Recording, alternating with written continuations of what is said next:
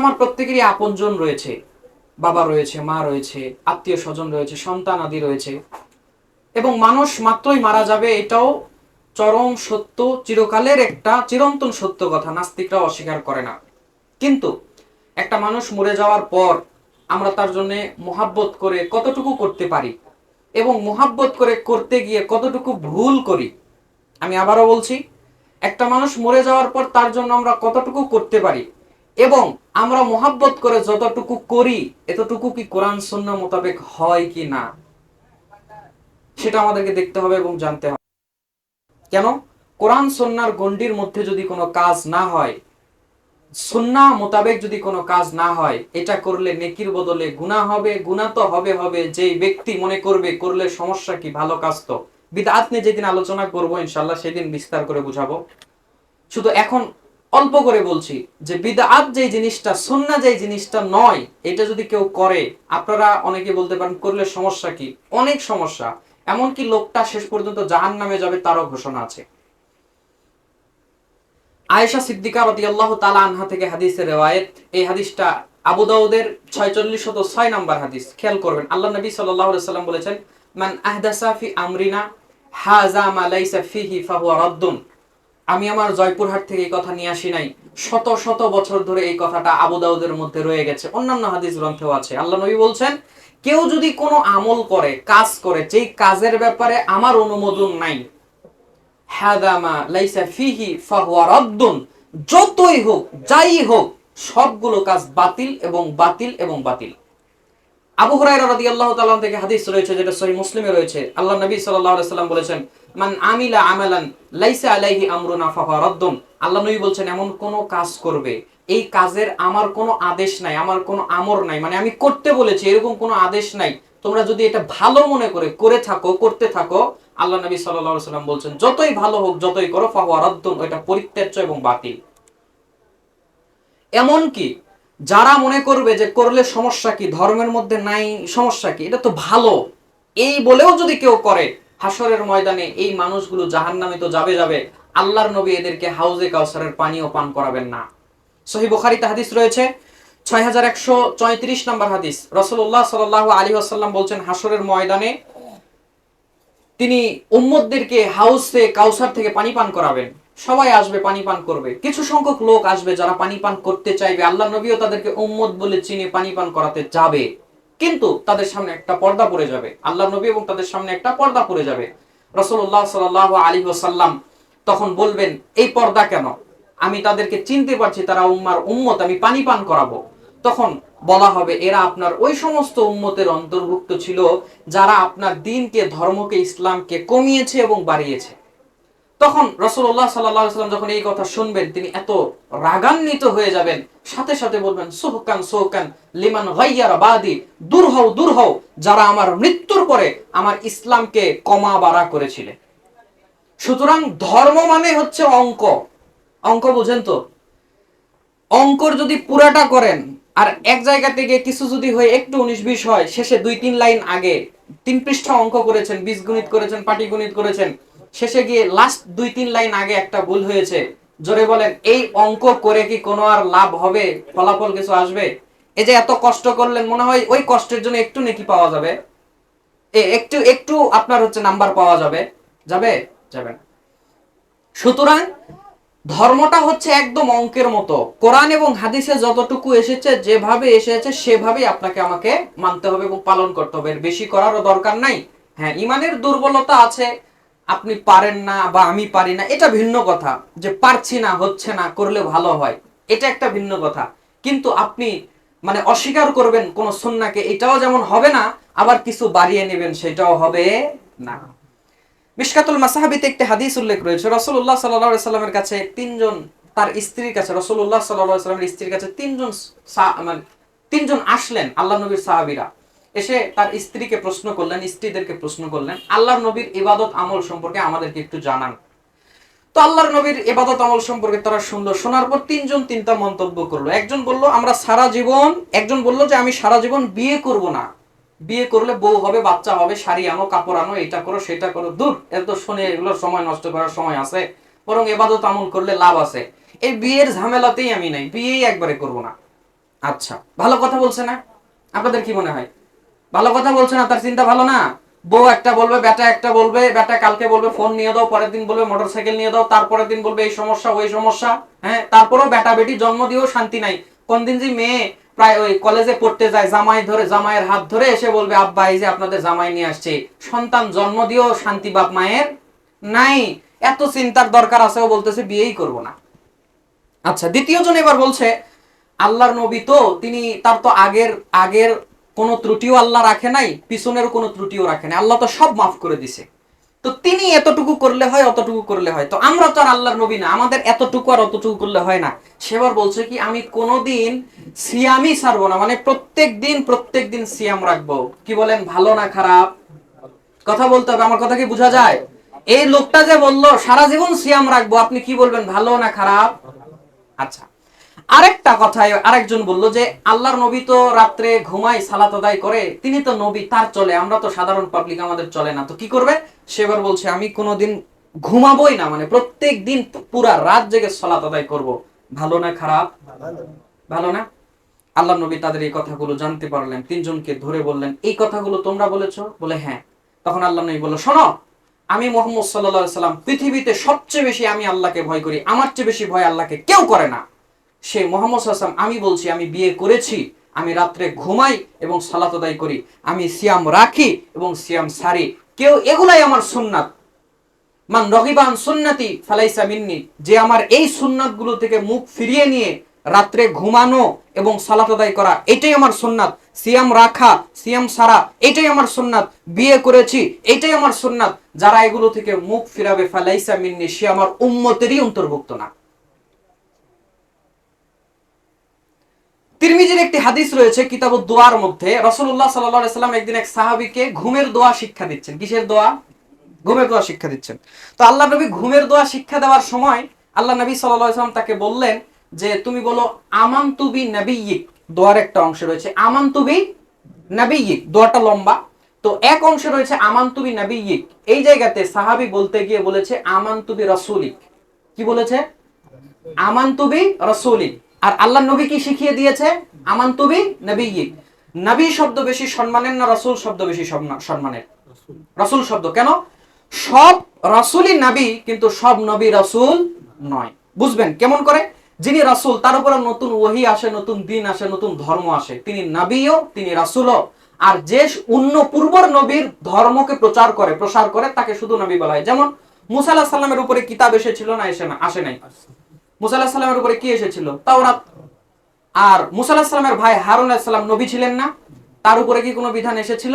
না, বরং তিনি তার ভাই মুসা আলাইহিস সালামের শরীয়তকে তার সঙ্গে একত্রিত হয়ে প্রচার করেছিলেন। তার মানে এখানে বোঝা যাচ্ছে মুসা আলাইহিস সালাম নবী এবং রাসূল, আর তার ভাই হারুন শুধু নবী। তার মানে নবীর চাইতে রাসূল বেশি সম্মানের শব্দ। তো সাহাবী যে শব্দটা ইউজ করলো নবী শব্দের বিপরীতে, শব্দটা ভালো না খারাপ? ভালো।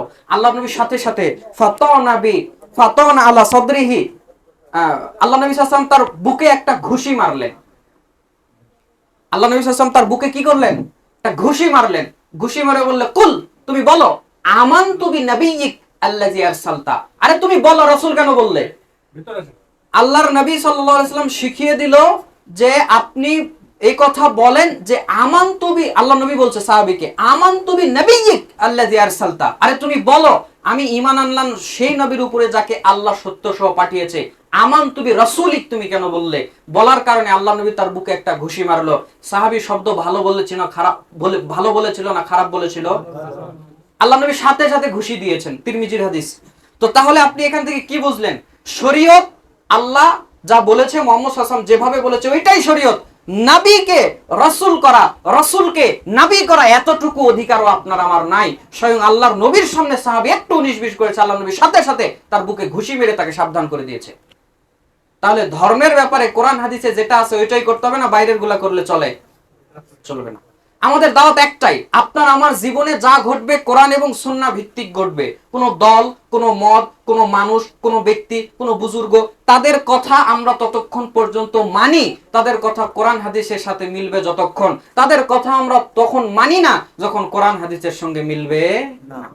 সে দুনিয়ার যতই বড় বুজুর্গ হোক, কোরআন হাদিসের কাছে কোনো, আপনি কি মনে করছেন বড় বুজুর্গ, কোরআন হাদিস দিয়ে আপনি বুজুর্গ মাপবেন না বুজুর্গ দিয়ে কোরআন হাদিস মাপবেন?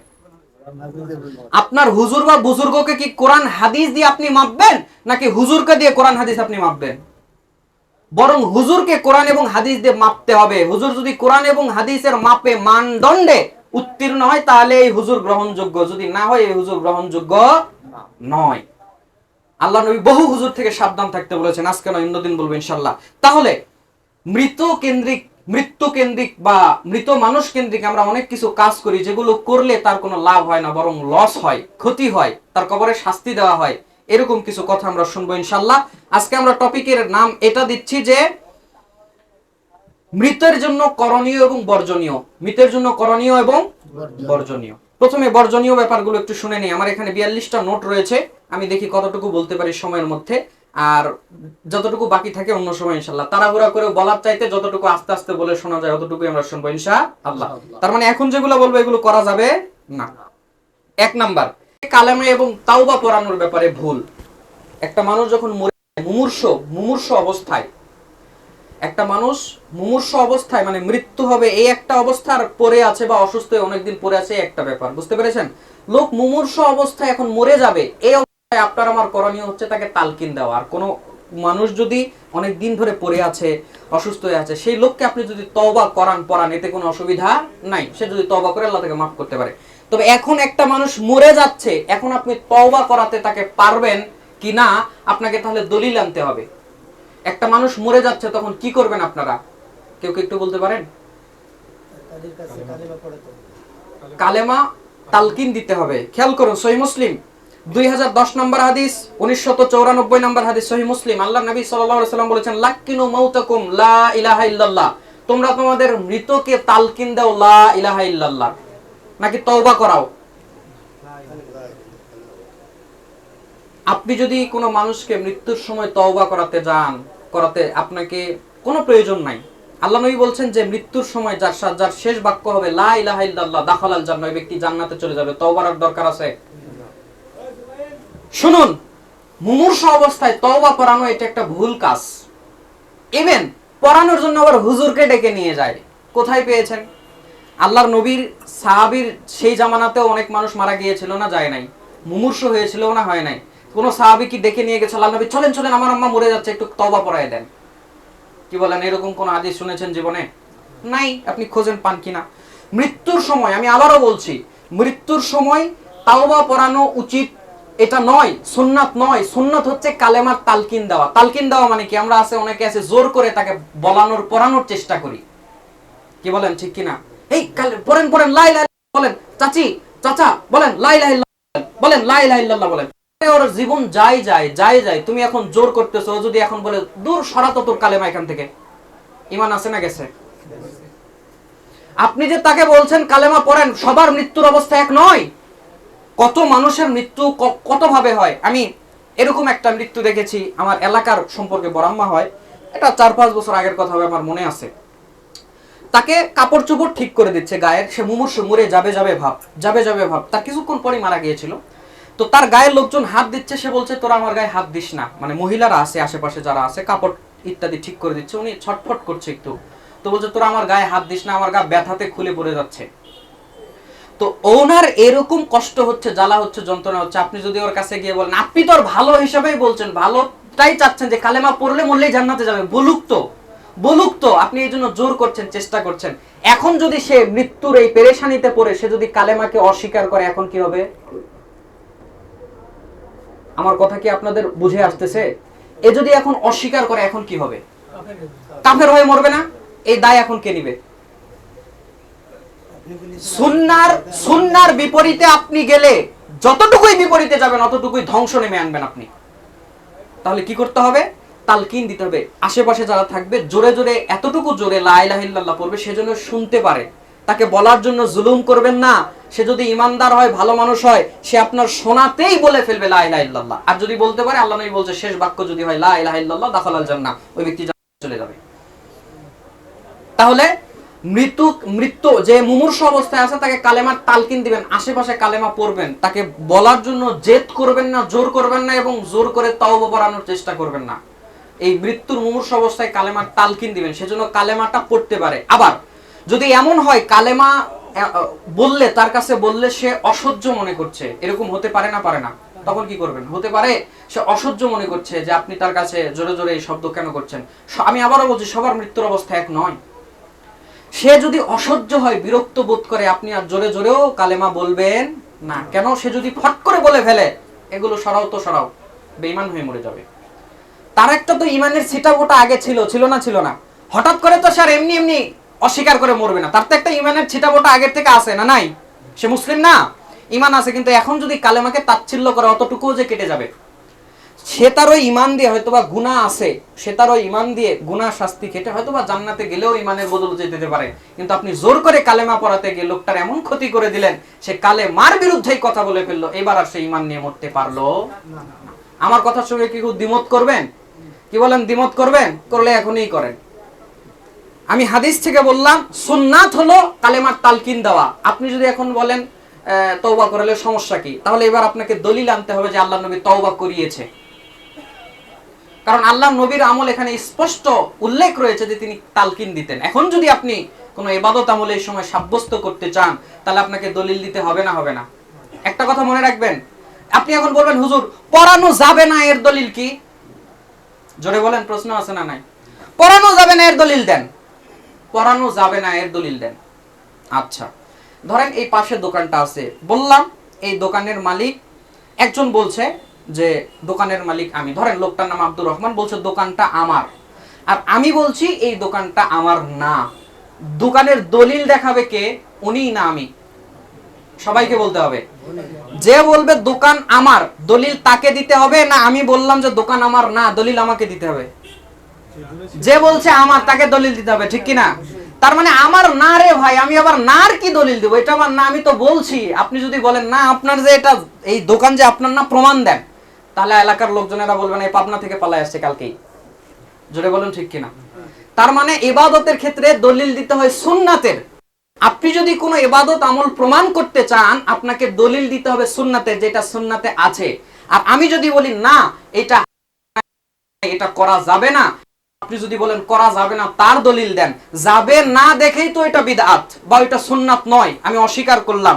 আপনি যদি বলেন যে এটা করা যাবে, দলিল আপনাকে দিতে হবে। যদি দলিল দেখাতে না পারেন, তাহলে দোকান খাস হয়ে সরকারি হয়ে যাবে। দলিল যদি লোক দেখাতে না পারে, দোকান কি হয়ে যাবে? সরকারের মাল হয়ে যাবে। তাহলে আপনি যদি দলিল দেখাতে না পারেন, ওই আমলও খাস হয়ে, মানে একেবারে ওই যে হয়ে যাবে, সরকারি আমল হয়ে গেল, এটা সুন্নাতি আমল হলো না। আচ্ছা, আর দুনিয়াবি ক্ষেত্রের বিপরীত, আম খাওয়া, আপনি যখন কোনো কিছু হারাম বলবেন, দুনিয়াবি ক্ষেত্রে, মুআমালাতের ক্ষেত্রে, চলাফেরা ইত্যাদির ক্ষেত্রে যখন হারাম বলবেন, তখন হারামের দলিল দিতে হবে। কেমন?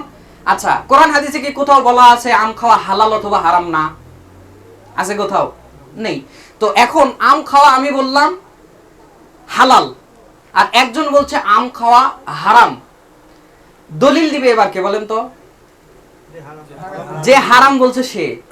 যদি দলিল দিতে না পারে আম খাওয়া হারাম, তাহলে আম অটো হালাল। কথা মনে আমার বোঝেন নাই? দুনিয়াবি ক্ষেত্রে, চলাফেরার ক্ষেত্রে, মুআমালাতের ক্ষেত্রে হারামের দলিল দিতে হয়, আর ইবাদতের ক্ষেত্রে সুন্নাতের দলিল দিতে হয়, বিদআতের কোনো দলিল হয় না।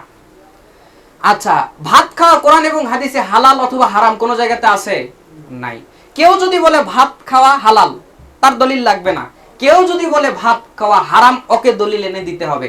যদি ভাত খাওয়া হারাম দলিল দিতে না পারে, ভাত খাওয়া অটো হালাল। কথা বলে আমার বোঝেন নাই?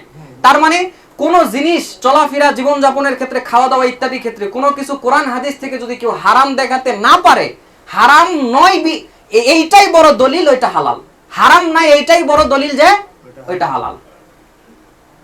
হারাম গুনে গুনে দেওয়া আছে, যেগুলো হারাম এগুলো কোরআন এবং হাদিসে আল হালালু বাইয়িন আল হারামু বাইয়িন, হালাল এবং হারাম পৃথক।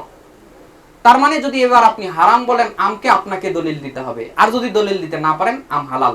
যদি আপনি বলেন ভাত খাওয়া হারাম, কোরআন হাদিসে কোথাও নাই, আপনি যদি হারাম আনতে না পারেন, ভাত খাওয়া হালাল। আপনি বলবেন হুজুর শার্ট গেঞ্জি পরার বিধান কোরআন হাদিসে কোথাও আছে? আমি বলবো শার্ট গেঞ্জি পরা যাবে না, হারাম দলিল আনেন আর পরবো না। যদি হারাম আনতে না পারেন, তাহলে শার্ট গেঞ্জি, কথা কি বোঝা যায়? আচ্ছা, সামনে চলেন। তাহলে মৃত ব্যক্তির কাছে কালেমার তালকিন দিবেন না তওবা করাবেন? অনেকেই কালকে চাপাবাজি করবে অনেক হুজুর, যে বলছে কোত্থেকে আসছিল, দাড়ি ঠিক মতো ওঠে নাই, কয় লাইন হাদিস পড়ছে।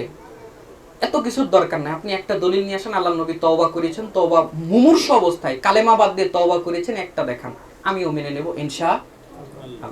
এখানে আমরা জাস্ট আপনাকে সুন্নাহ বোঝানোর চেষ্টা করছি, বাকি আপনি করেন।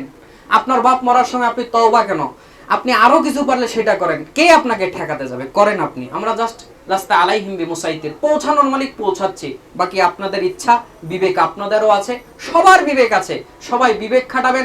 যে হুজুররা বলছে এমন এমন করা যায়, ওদেরকে গিয়ে বলবেন হুজুর দলিল দেন, হুজুর তো দলিল দেবেই না, আপনাকে বলে দূর বেটা, তুই ভ্যান চলাই খাস, দোকান করে খাস, কৃষি কাজ করিস, তুই দলিলের কি বুঝিস।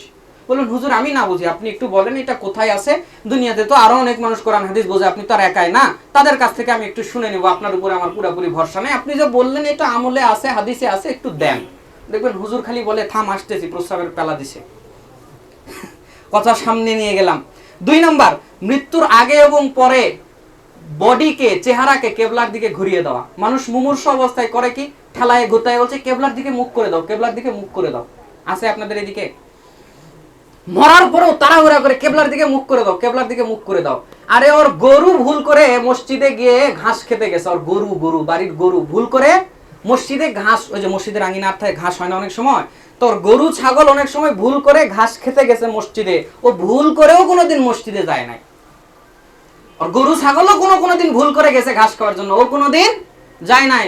পিছল খেয়ে যখন পড়ে, তাও কেবলার দিকে পড়ে না, অন্য দিকে পড়ে। সে মরার পর আপনি ঠেলে কেবলার দিকে করে দিচ্ছেন, কি লাভ? কি করতে পারবেন আপনি ওকে কেবলার দিকে ঘুরিয়ে দিয়ে? প্রথমত কথা, এইরকম কোন বিধান ইসলামে নাই। ইসলাম আবেগ দিয়ে চলে না, ধর্ম চলে কোরআন এবং হাদিস দিয়ে। আপনি যদি বলেন মানুষ মরার পরে ডান দিকে কাত করে দিতে হবে, যে বলবে ধর্মের ব্যাপারে দিতে হবে, তাহলে তাকে এবার দলিল আনা লাগবে না, শুধু ফাও বললেই হবে। এতক্ষণ কি বুঝালাম, কিছু কি বুঝতে পেরেছেন? ও যদি বলে ডান দিকে ঘুরিয়ে দিতে হবে, তাহলে এবার ওকে কি আনতে হবে ঘুরিয়ে দেওয়ার আগে? দলিল নিয়ে আসো।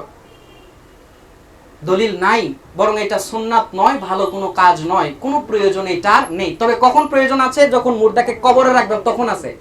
কথা কি আমার বোঝা যায়? মুর্দাকে যখন কবরে রাখবেন তখন কোন দিক করে রাখবেন? কেবলামিক করে। শুধু কি মাথাটা রাখলেই হচ্ছে নাকি? জি, আমি তো ছোট মানুষ, আচ্ছা শুধু নরম করে বলি যান।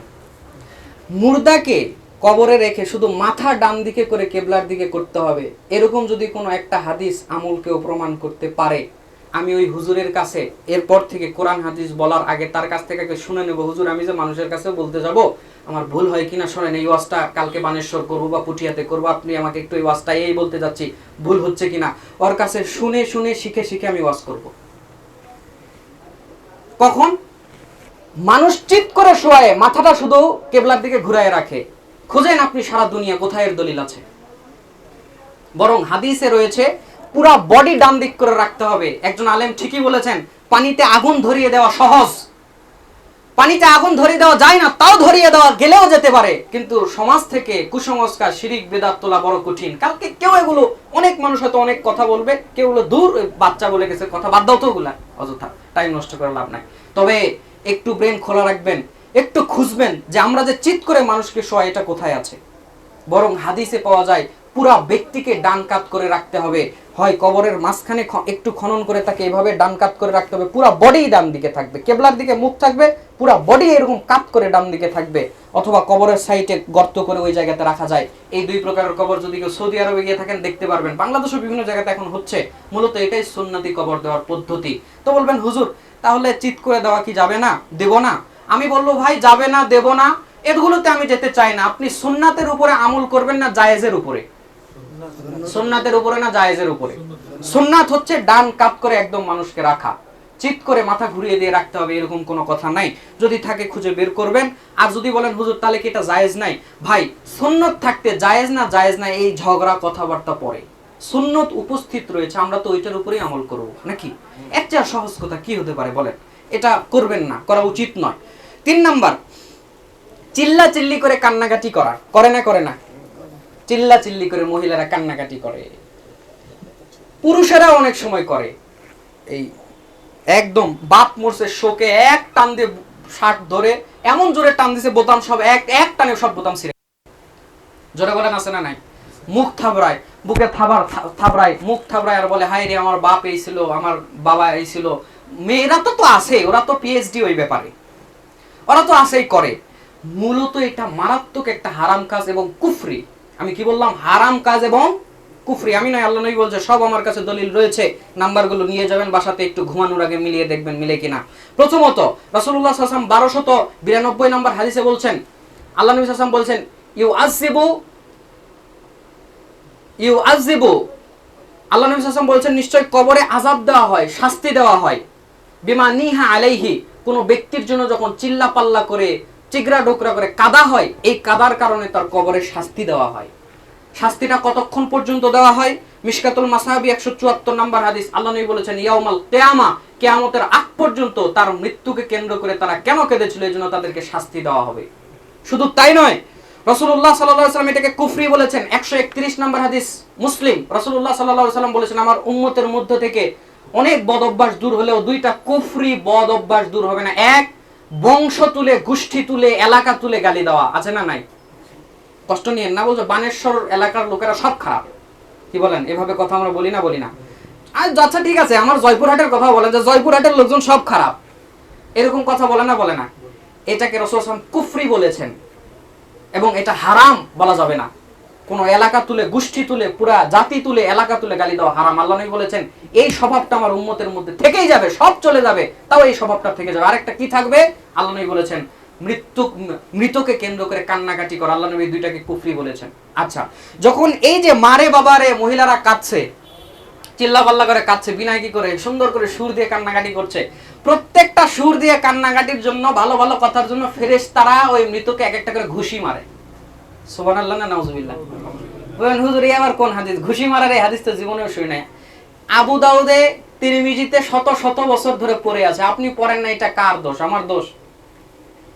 নেন আপনি হাদিস নাম্বার নিয়ে যান, তিরমিজি 1746 নম্বর হাদিস। রাসূলুল্লাহ সাল্লাল্লাহু আলাইহি ওয়াসাল্লাম বলছেন যখন কোনো মানুষের প্রশংসা করে করে তাড়িয়ে তাড়িয়ে কাদা হয়, কান্নাকাটি করা হয়, যখন বলে আরে বাবা রে আমার আব্বা এই ছিল, অমুক জায়গার রাস্তা আমার আব্বা করে দিছে, আমার আব্বা এমন ছিল, আমার আব্বা এই কাজ করতো, এই কাজ করতো, এই কথা বলে যখন কাঁদে, ফেরেশতারা তখন ওই ব্যক্তিকে ঘুষি মারে, একটা করে, এক একটা বলার কারণে এক একটা করে ঘুষি দেয়, বলে সত্যি কি তুমি এমন ছিলে? মারে আর এক ঘুষি, তারপর আবার বলে সত্যি কি তুমি এমন ছিলে? যত বলে ততবার এক একটা করে ঘুষি মারে। জোরে বলেন নাউজুবিল্লাহ। জাহেলি যুগের মহিলাদের স্বভাব ছিল আরেকজনের মরাতে গিয়ে কাদা কান্নাকাটিতে সাহায্য করা। নাসাই হাদিস রয়েছে 1852 নম্বর হাদিস, ইসলামিক ফাউন্ডেশন কর্তৃক ছাপা নাসাই। রাসূলুল্লাহ সাল্লাল্লাহু আলাইহি ওয়াসাল্লাম বলছেন, আল্লাহর নবী যখন মহিলাদেরকে বায়াত করাতেন, ইসলাম কবুল করাতেন, তখন আল্লাহর নবী সাল্লাল্লাহু আলাইহি ওয়াসাল্লাম মহিলাদেরকে বলতেন যে তোমরা মৃতের বাড়িতে গিয়ে কান্নাকাটি করবা না। আল্লাহ নবী তো জানে যে এদের মধ্যে এই স্বভাবগুলো আছে। আল্লাহ নবী কি করতেন? বলতেন যে তোমরা মৃতের বাড়িতে গিয়ে কান্নাকাটি করবা না। তো এক মহিলা আল্লাহর নবীকে বলছে, আল্লাহর নবী আমরা যখন জাহেলি যুগে ছিলাম, আমাদের যখন আপনজনেরা লোকজন মারা গিয়েছে, আশেপাশের যারা কাফের মহিলারা আছে বা অন্য মহিলারা, তারা এসে কেঁদে আমাদের বাড়িতে সাহায্য করে দিয়েছিল, মানে কান্নাতে সাহায্য করেছিল। কাদা জমে সুরটুর ওঠে নাকি? তারাও এসে সুন্দর করে কেঁদে একদম সুর ঝংকার তুলে দিয়েছিল। আল্লাহ নবী তারা তো আমাদেরকে একটা জিনিস দিয়েছিল, আমরা তো মুসলমান এখন হলাম, এখন মুসলমান হওয়ার পর তাদের যদি কেউ মরে, তাদের এই ঋণ শোধ করে দেবো, মানে তাদের বাড়িতে গিয়ে আমরাও কি একটু কেঁদে দিয়ে শোধ দেবো? যে তারা বলছে না, এই শোধ দিতে না, তার মানে এই করা হতো ডেকে কাঁদ, একটু কাঁদ। মৃত বাড়িতে, মরা বাড়িতে, আমাদের জয়পুরহাটের ভাষা, মরা বাড়িতে একটু কান্নাকাটি না থাকলে মরা বাড়ি বোঝা যায়? সুর করে কান্নাকাটি করছে। এই যে মহিলারা কান্নাকাটি সুর দিয়ে করছে, যারা আপনি যদি দেখেন বাপ হন ভাই হন, নিষেধ করবেন। ওমর রাদিয়াল্লাহু তাআলা আনহু যদি মৃতের জন্য এরকম মারে বাবা করে কাঁদতো, ওই কাদা অবস্থায় ওরে লাঠি দিয়ে পেটাতো। কি করতো? লাঠি পেটা করতো। বলছেন হুজুর দলিল কই? নেন, দলিলের বস্তা আছে আমাদের কাছে, দলিলের শেষ নাই ইনশাআল্লাহ। সহিহ বুখারী 1304 নম্বর হাদিস। ওমর রাদিয়াল্লাহু তাআলা আনহু তিনি দেখতেন যখন কোনো মানুষ কারোর জন্য এরকম রোনাজারি করে কাঁদছেন, তিনি লাঠি দিয়ে বাড়ি দিতেন। যদি না পারতেন ওই পাথর কঙ্কর ছুঁড়ে মারতেন, যদি তাও না পাইতেন ধুলাবালি ছুঁড়ে মারতেন। এই এভাবে কাঁদো কেন? নো, এইভাবে কাঁদা যাবে না। সুতরাং যদি কোনো মেয়ে এভাবে কাঁদে, আপনি নিষেধ করবেন বাপ হিসেবে, ভাই হিসেবে। আরে ওমর রাদিয়াল্লাহু তাআলা যদি লাঠি পেটা করতে পারে, আপনি বলছেন নিষেধ করছেন, দেখবেন মহিলারা একটু থামে, আবার শুরু করে, ক্যাসেট আবার শুরু, একটু থামে, নিষেধ করে, আবার শুরু, দিবেন থাপ্পড়, কিচ্ছু হবে না, নেকি হবে ইনশাআল্লাহ। থাপ্পড় কবর দিবেন না তো কি করবেন? আপনার এই কাদার কারণে ওই যে কবরে আপনার বাপ আছে ঘুষি মারতেছে, তো তার কবরে আযাব হবে তো। তো এখন বলবেন হুজুর যে কথা মরার পর যদি মেয়েরা ছেলেরা কাঁদে, আমার এখন করণীয় কি? আপনার করণীয় আছে, বাসায় গিয়ে বলুন খবরদার আমার মৃত্যুর পরে কেউ এইরকম মারে বাপরে করে চিল্লা পাল্লা করে, যতই তোমরা আমার ছেলে হও মেয়ে হও আপনজন হও, খবরদার কাঁদবা না, বরং যে কাঁদবে নিষেধ করবা, যথাসাধ্য এটা প্রতিহত করবা। পারবেন না? যদি এখন বলে গেলেন, বলার পরেও আপনার মেয়ে ছেলে সবাই কাঁদলো, কেউ বাধা দিল না, নিষেধ দিল না, আর আপনার কবরে শাস্তি হবে না ইনশাল্লাহ, কারণ আপনি বলে গেছেন যে এটা যেন না করা হয়। এখন করলে আপনি তো কবর থেকে উঠে এসে তো আর নিষেধ করতে পারেন না। কথা কি বুঝতে পেরেছেন? বাঁচার উপায় একটাই, নিষেধ করবেন যে খবরদার আমার মরার পরে এই ঘটনাগুলো যেন না ঘটে। সামনের পয়েন্টে যাই। আচ্ছা, আছে আপনাদের এলাকাতে? পৃথিবী না, ইন্না লিল্লাহি ওয়া ইন্না ইলাইহি রাজিউন। বাংলাদেশে, উপমহাদেশে, ভারত বাংলাদেশ পাকিস্তানে হয়তো বা এটা আছে, মৃত্যু মানুষ মরে গেলে, মরেছে কি মরে নাই মোবাইলে করে রেকর্ড করে দেয়।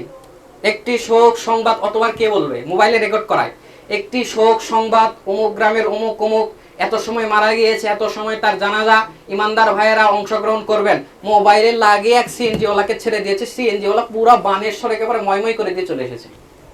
জোরে বলেন আছে না নাই? আর এদিকে মসজিদে মরেই নাই, একজন মাইক নিয়ে রেডি, মরা মাত্র ঘোষণা দিবে। জোরে বলেন আছে না নাই? স্পষ্ট হাদিসের নজ তারা এগুলো হারাম। দলিল তিরমিজি 986, ইবনু মাজাহ 1476। রাসূলুল্লাহ সাল্লাল্লাহু আলাইহি ওয়াসাল্লাম বলেছেন, রাসূলুল্লাহ সাল্লাল্লাহু আলাইহি ওয়াসাল্লাম সাহাবী হুযায়ফা রাদিয়াল্লাহু তাআলা আনহু তিনি বলছেন সাহাবীদেরকে ডেকে, শোনো, আমার মৃত্যুর পরে তোমরা আমার কবরকে আর তোমরা আমার মৃত্যুকে প্রচার করবে না। একই হাদিসে আল্লাহর নবীর কথাও আছে, সাহাবীর আমলও আছে। সাহাবী হুযায়ফা বলছেন অন্যদেরকে, শোনো, আমি মৃত্যুর পরে আমার মৃত্যুর খবর তোমরা সব জায়গাতে প্রচার করবা না। কেন? তিনি বলছেন, রাসূলুল্লাহ সাল্লাল্লাহু আলাইহি ওয়াসাল্লাম বলেছেন, ইয়ানহা আনিন নাই, আল্লাহ নবী সাল্লাল্লাহু আলাইহি ওয়াসাল্লাম বলেছেন, নিশ্চয় মৃত্যুর খবর প্রচার করা এটা উচিত নয়, জায়েজ নয়। আল্লাহর নবী মৃত্যুর খবর প্রচার করতে নিষেধ করেছেন। এখন বলেন, এই যে সিএনজিতে করে করে, ভ্যানে করে করে মৃত্যুর খবর প্রচার করে নিয়ে বেড়া, এই জিনিসটাকে হারাম প্রমাণ করার জন্য কি তিরমিজি আর ইবনু মাজার এই সহিহ হাদিস যথেষ্ট নয়? সবাইকে বলতে হবে, এই ভুল আমল বাদ দেওয়ার জন্য কি তিরমিজির এই হাদিসটাই যথেষ্ট নয়? আপনি বলেন হুজুর কোত্থেকে এগুলা এসে আমাদের এলাকাতে মনে হয় বিভ্রান্তি সৃষ্টি করছেন, ঝামেলা সৃষ্টি করছেন, খেয়ে পরে আপনাদের কোনো কাজ নাই। ভাই, আপনি আমার এই হাদিস শুনে আপনি মাইকিং করা বাদ দিয়েন না, আপনি 3টা সিএনজি ঠিক করেন আপনার বাপ মা মরলে। কথা মনে হয় আমার বোঝেন নাই না? কথা আমার বুঝতেছেন না আপনারা? আমি হাদিস বললাম, আপনি শুনলেন, এখন আপনার বাপ মরার পর 3টা সিএনজি আপনি সেট করেন। জয়পুরহাট থেকে আমি বলতে আসবেন আপনি কেন সিএনজি সেট করলেন।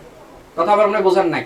আমি হাদিস পড়েছি, হাদিসটা পেয়েছি, আপনার কাছে দিলাম, আপনার বিশ্বাস না হয় আপনি মিলাবেন। আপনার হুজুর যদি এই হাদিসটা তার সামনে পড়ে বলেন, হুজুর এই হাদিসের ব্যাখ্যা করে দেন, হাদিসের ব্যাখ্যা কি হবে? আল্লাহ নবী যেভাবে বললো, সাহাবী যেভাবে বললো, কি হবে? তাহলে মৃত্যু হওয়ার পর খবর দিব কিভাবে? মোবাইলে খবর দিবেন, ভাই আমার আব্বা মারা গিয়েছে, আমার বোন মারা গিয়েছে, অথবা ফেসবুকে পোস্ট করলেন আমার আব্বা মারা গিয়েছে, অমুক সময় জানাজা, আপনারা সুযোগ হলে আসবেন। এইভাবে যতটুকু সম্ভব আপনি প্রচার করতে পারেন। তবে এইভাবে বাজিয়ে নিয়ে বেড়া বা প্রচার করে কোনো ফজিলত আছে, লাভ আছে, এতে কোনো কথা শরীয়তে কোরআন হাদিসে নাই, বরং এর বিরুদ্ধে হাদিস রয়েছে। এখন আপনি মানবেন না মানবেন না এটা আপনার ব্যাপার। আপনাকে আমি বলছি না আমার কথা আপনাকে মানতেই হবে। আপনার ইচ্ছে হলে আপনি মানবেন, না হলে ওই যে বললাম কয়টা সিএনজি লাগাবেন?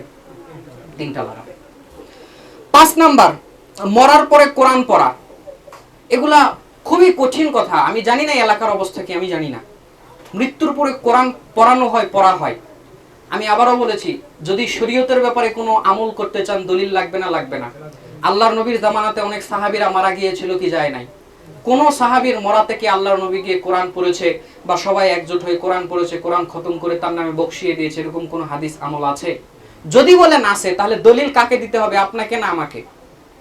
আমি বলছি যে এটা নাই, আপনি বলছেন এটা আছে, দলিল কে দিবে, আপনি না আমি? আমি মাঝে মধ্যেই পুঠিয়াতে আসি বক্তব্য দিতে, আপনি দলিল পাইলে একটু খুঁজে আমার জন্য রাখবেন যে মৃতের জন্য এই যে কোরআন পড়লে এই লাভ আছে। কোনো লাভ নেই। মৃতের জন্য যে কোরআন পড়া হয় ইত্যাদি, এগুলোতে কোনো লাভ নাই। আচ্ছা, এখানে একটি কথা, দোয়া করানো, দোয়া করলেও কি লাভ হবে না? করণীয় তো এই কথাগুলো রয়েছে, এখানে একটু বলে নেই। করণীয়তে আজকে যাওয়ার সুযোগ হবে না, সময় হবে না। তো দোয়া করানো যায় কি যায় না? একটা মৃতের জন্য দোয়া করা যায় না, যায় না? এখানে তো আপনি কোরআন পড়াটাকে আমি বললাম যে উচিত নয়, এখানে তাহলে কি করবেন? দোয়া করবেন। আসলে আমাদের সমাজে দোয়া করা হয় না, দোয়া করানো হয়। দোয়া কান খাড়া করেন, কান খোলেন, কথা আমার দিকে খেয়াল করেন। তিনটা সূরত আমরা পাই, একটা হচ্ছে দোয়া করা, একটা হচ্ছে দোয়া চাওয়া, আর একটা হচ্ছে দোয়া করানো। কথা কি আমার বুঝতে পারছেন? এক, দোয়া করা, মৃতের জন্য দোয়া করবেন, তার জন্য ইস্তেগফার কামনা করবেন, ক্ষমা চাইবেন, এটার হাদিস রয়েছে। বরং আল্লাহ নবী বলেছেন পরকালে কতক মানুষের সম্মান বাড়িয়ে দেওয়া হবে, তখন তারা বলবে, এখানেই হাদিসটা রয়েছে, আমি আজকে ওইদিকে যেতে পারবো না, শুধু এই হাদিসটা শুনে। এটা রয়েছে মিশকাতুল মাসাবির 2334 নম্বর হাদিস, ইবনু মাজাহ 3660 নম্বর হাদিস। ওই লোকেরা বলবে আমাদের সম্মান কেন বাড়িয়ে দেওয়া হলো? তখন তারা বলবে তোমাদের সন্তানরা তোমাদের পক্ষ থেকে ইস্তেগফার করেছে, তোমাদের জন্য ক্ষমা চাইছে, তাই তোমাদের স্তর বৃদ্ধি করে দেওয়া হয়েছে। তাহলে মৃতের জন্য দোয়া করবেন আপনি, আপনার পক্ষ থেকে আপনি দোয়া করবেন, ঠিক আছে? আরেকটা কথা হচ্ছে দোয়া চাওয়া যায় না, যায় না। একটা উদাহরণ নেন, আপনাদের সবার জানা আছে ওই হাদিসটা। আবু হুরায়রা রাদিয়াল্লাহু তাআলা আনহুর মা, তিনি যখন, আবু হুরায়রা মুসলমান, তার মা মুসলিম নয়, তার মা তাকে, আবু হুরায়রা রাদিয়াল্লাহু তাআলা আনহুকে বাধা দিত যে তুমি কেন মুহাম্মদ সাল্লাল্লাহু আলাইহি ওয়াসাল্লামের কাছে যাও, মারধর করতো। তো আবু হুরায়রা হয়তো আল্লাহর কাছে দোয়া করেছে, কবুল হয় না, আল্লাহ নবীর কাছে এসেছে, আল্লাহ নবীকে বলছে, আল্লাহ নবী আপনার কাছে আমি আসি, আমার মা আমাকে বড় মারধর করে, আপনাকে অপমান করে। তখন আল্লাহ নবী বলছে, তাহলে তোমার মায়ের বিরুদ্ধে আমার কাছে বিচার দিতে এসেছো? বলছে না। আল্লাহ নবী আমার মায়ের জন্য একটু দোয়া করেন তো, আল্লাহ যেন আমার মাকে মাফ করে, আমার মাকে মুসলিম হিসেবে কবুল করে। আল্লাহ নবী দোয়া করে দিলেন, আল্লাহ আবু হুরায়রার মাকে হেদায়েত দান করুন। আবু হুরায়রার মা হেদায়েত পেয়েছিল। বাকি আবু হুরায়রা দোয়া শুনেই বাড়িতে দৌড় দিয়েছে। দোয়া আগে যায় না, আবু হুরায়রা আগে যায়, দোয়া আগে যায় না, আবু হুরায়রা আগে যায়। তাড়াহুড়া করে আবু হুরায়রা গিয়ে দেখছে তার মা গোসল করে, তার মায়ের চুল থেকে পানি পড়ছে। তিনি বুঝতে পারলেন আল্লাহর নবীর দোয়া আবু হুরায়রার আগে বাসাতে চলে গিয়েছে। হাদিসে এই অংশটুকু নাই, বাংলাদেশের হুজুররা বানিয়ে বানিয়ে বলে, কোথাও থেকে এই হাদিসের এই অংশটুকু আপনি প্রমাণ করতে পারবেন না। বাকি দোয়া চেয়েছিল, আবু হুরায়রা গিয়েছিল, তার মা হেদায়েত প্রাপ্ত হয়েছিল, এতটুকুই কথা। দোয়া আগে যায় না, আবু হুরায়রা আগে যায়। পৃথিবীর কোন হাদিস গ্রন্থে আপনি, আচ্ছা এইভাবে বলা হয়তো মনে করবেন হুজুর কয়টা হাদিস পড়েছেন, যাই হোক, আপনি দেখেন আপনার হুজুর এই কথা বললো, আমি তো বললাম নাই, কোথায় আছে আপনার হুজুরকে একটু খুঁজতে বলে। যাক, একটা কোনো সহজ কথা আছে নাকি কষ্ট পাচ্ছেন আপনারা মনে হয়? শেষ করে দেব, আর একটু বললে অসুবিধা হবে, এশার আজান পর্যন্ত বলি, ইনশাআল্লাহ শুনবেন? আচ্ছা, তাহলে কোরআন খানি ইত্যাদি করা যাবে না। আচ্ছা, এখানে সূরা ইয়াসিন পড়ার একটা প্রকোপ প্রভাব আমাদের সমাজে আছে, ঠিক না? আবু দাউদে একটি হাদিস রয়েছে, 3120 নম্বর হাদিস। আল্লাহ নবী বলেছেন তোমরা মৃতের কাছে সূরা ইয়াসিন পড়ো, এতে তাদের মৃত্যুর কষ্ট কমিয়ে দেওয়া হবে। তবে এই হাদিসের সনদ ঠিক নয়। হানাফি মাযহাবের উসুলে হাদিস অনুযায়ী তারা দুর্বল হাদিসকে গ্রহণ করে, কিন্তু এটা অনেক দুর্বল হাদিস, দাঈফে জিদ্দান। এই হাদিসের উপরে আমল করা বৈধ নয়। বরং কেউ যদি মৃত্যুর কষ্ট কম হবে এই মনে করে সূরা ইয়াসিন পড়ে, হাদিস রয়েছে, আপনি বলবেন হুজুর ওই হুজুর তো হাদিসও বের করে নিয়ে দেবে, কিন্তু হাদিস শুধু বের করে দিলে হবে না, হাদিসের রিজাল শাস্ত্র রয়েছে, এটা একটা ভিন্ন জগৎ। মানে হাদিসের কথা শুধু থাকলে হবে না, হাদিসের সনদের যদি কোনো ত্রুটি থাকে, এই ইল্লাত আপনাকে আগে দূর করতে হবে। সনদের মধ্যে কোনো ত্রুটি থাকা যাবে না, এগুলো আলেমরা বুঝবে, আপনারা বুঝবেন না। আগে হাদিসের সনদকে প্রমাণ করতে হবে, তারপর মতন প্রমাণ করবেন। এই হাদিসের সনদ এর কাছে গ্রহণযোগ্য নয়। সুতরাং সূরা ইয়াসিন পড়া ইত্যাদি এগুলো কোরআন টোরান পড়ার পক্ষে শক্ত কোনো দলিল নাই, ত্যাগ করবেন, এগুলো হাদিসে নেই। 6 নাম্বার, মৃতের গোসল করানোর সময় চুল, নখ, গোফ ইত্যাদি কেটে দেওয়া, পেট চেপে তার পেট থেকে ময়লা ইত্যাদি বের করা আছে। এইদিকে যারা গোসল করায় দেখেছেন আপনারা, যারা গোসল করায় তারা জানে। বাংলাদেশে যারা গোসল করায় আর কবর খনন করে, কয়জন আল্লাহওয়ালা বুজুর্গ লোক এলাকাতে আছে আপনি বলেন তো? কবর খুঁড়ছে বলছে আগে 3 প্যাকেট সিগারেট, 5টা পান, কবর পারে আপনি এখনো আপনাকে এখনো কবরে রাখাই হয় নাই, এরাই আপনার কবরে আগুন জ্বলিয়ে দিয়েছে। সিগারেট খাচ্ছে, গা হাঁপিয়ে যাচ্ছে, একটু বাতাস আসছে, বসছে আর সিগারেট টানছে আর ঘুরছে। লা হাওলা ওয়ালা কুওয়াতা ইল্লা বিল্লাহ। আপনার কবরে আগুন জ্বলার আগেই জ্বলিয়ে দিয়ে এসেছে, সমস্যা নেই, যান পুড়তে থাকেন। যে কথা বলছিলাম, মৃতকে গোসল করানোর সময় চুল, নখ ইত্যাদি কেটে দেওয়া শরীয়ত অনুমোদিত নয়। হুজুর অনুমোদিত নয়, একটু বুঝিয়ে বলুন। আচ্ছা, আপনি মৃত্যুর পরে কি কোনো মানুষের আমল চালু আছে? চালু আছে? নাই। তো বোঝেন, একটা লোক জোহরের নামাজের 10 মিনিট আগে মরে গেছে, খবর কি 10 মিনিটের মধ্যে হয়ে যায় নাকি 1 ঘন্টা, 2 ঘন্টা, 5 ঘন্টা দেরি হতে পারে? হয় কি হয় না? এই যে জোহরের ওয়াক্ত গেল, আসরের ওয়াক্ত গেল, সে এখন দুনিয়ার উপরেই আছে, এখন কি আপনি বলবেন বাবা রে এ তো দুনিয়ার উপরে আছে, এর থেকে নামাজটা পড়িয়ে দেয়, এরকম কথা কেউ কোনোদিন শুনেছেন? তার মানে মৃত্যুর সাথে সাথে তার কি হয়ে যায়, সব দুনিয়ার আমল ইত্যাদি সব বন্ধ হয়ে চলে যায়। তাহলে শরীর লোম পশম নখ চুল ইত্যাদি কাটা এগুলো আমল, এবাদত না এবাদত না? এবাদত। আপনি যখন বেঁচে ছিলেন আল্লাহ নবীর নির্দেশ রয়েছে 40 দিনের মধ্যে নখ গোফ তারপর শরীরের মানে লজ্জাস্থান চুল এগুলা পরিষ্কার করতে হবে 40 দিনের মধ্যে। 40 দিন করা যাবে না, এর মধ্যে কেউ 8 দিন 10 দিন এক সপ্তাহ করুক, 20 দিন 30 দিন সেটা তার ব্যাপার, কিন্তু 40 দিন পার করা যাবে না। তাহলে এখন কথা হলো এইটার একটা শরীয়ত, এইটার একটা ইবাদত কেউ যদি সুন্নাহ মনে করে সে নেকি পাবে না পাবে না? দুনিয়াতে পাবে। তো সে এখন মরে গেছে, চুল নখ তার বড় থাক ছোট থাক, আপনি এখন বলেন তার উপরে তো আর শরীয়ত নাই, আপনি চুল নখ কাটতে গেলেন কেন? আসরের নামাজ তো পড়ে দেন না তার নামে, আসরের নামাজ পড়ে দেন না, আর চুল নখ কেটে দেওয়ার জন্য বসে আছেন। করা যাবে না। সে যে অবস্থায় ছিল ওই অবস্থায় তাকে কবরস্থ করে দিবেন, গোসল করাবেন, গোসলের যে পদ্ধতি আছে নিয়ম আছে সুন্নাহ মোতাবেক করাবেন, চুল নখ ইত্যাদি কাটবেন, এবং ওই যে পেটে চাপা দিয়ে মলমূত্র ইত্যাদি বের করার চেষ্টা করে, কে আপনাকে বের করতে বলেছে? আপনি তার বাহ্যিক দিক সুন্দর করে পরিষ্কার করুন, করে তাকে কবরে রেখে দিন। পেট ইত্যাদি চেপে বের করা এগুলো নেহায়েতই বেহায়াপনা ছাড়া কিছু না।